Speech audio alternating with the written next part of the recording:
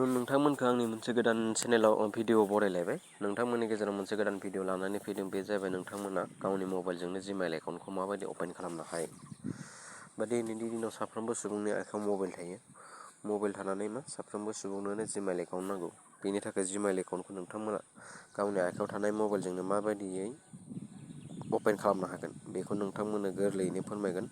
बेनिखायनो नोंथांमोना भिडिअखौ जोबजासिम नायलां। लोगोसे नोंथांमोना आंनि चेनेलाव गोदानबा चेनेलखौ साबस्क्राइब खालाम, लाइक, शेयार खालाम, जाहाथे नोंथांमोननो बिदिनो आइडिया आरो टेकनिकनि भिडिअ होनो हायो। बेनि थाखाय नोंथांमोना भिडिअखौ अननानै साबस्क्राइब खालाम, लोगोसे लाइक, शेयार खालाम। जों बिदिब्ला भिडिअखौ जागायनोसै।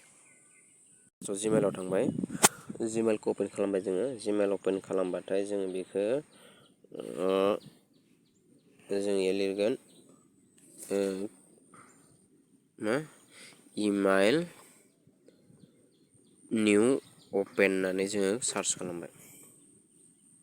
सार्च खालामखांनायनि उनाव फैदों क्रिएट ए जिमेल एकाउन्ट, बे जोङो क्लिक खालामबाय। जों गोदान जिमेल एकाउन्ट अपेन खालामगोन नालाय, बे क्रिएट एन एकाउन्ट बेहाय जोङो थुदो।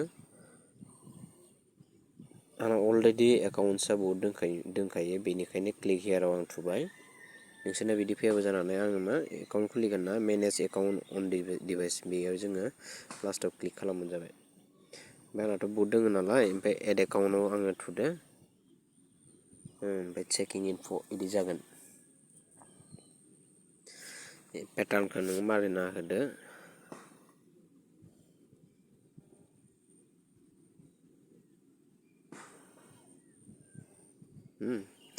बेयो फैदो नेक्स्टआव क्रिएट एकाउन्ट, बे थुदो माइ सेल्फ।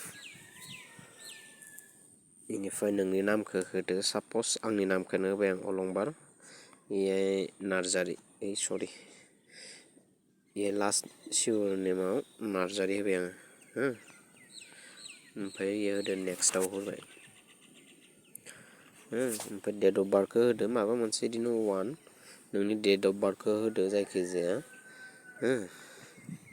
ओमफ्राय नोंनि मेल फिमेलखौ होदो, ओमफ्राय नेक्स्ट खालामदो। ओमफ्राय नै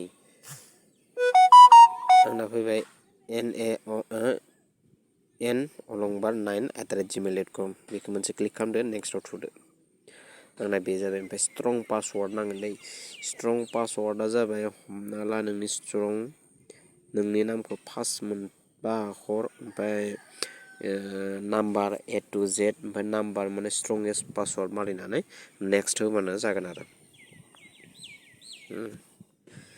नेक्स्ट होबानो जागोन।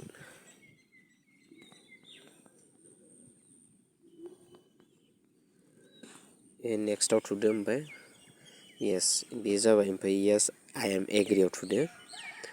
येस, आंना एकाउन्टआ बेयो जाबाय, अलरेडि जाबाय। अलंबार नार्जारि अलंबार, बे थुनानै आइ एग्रि।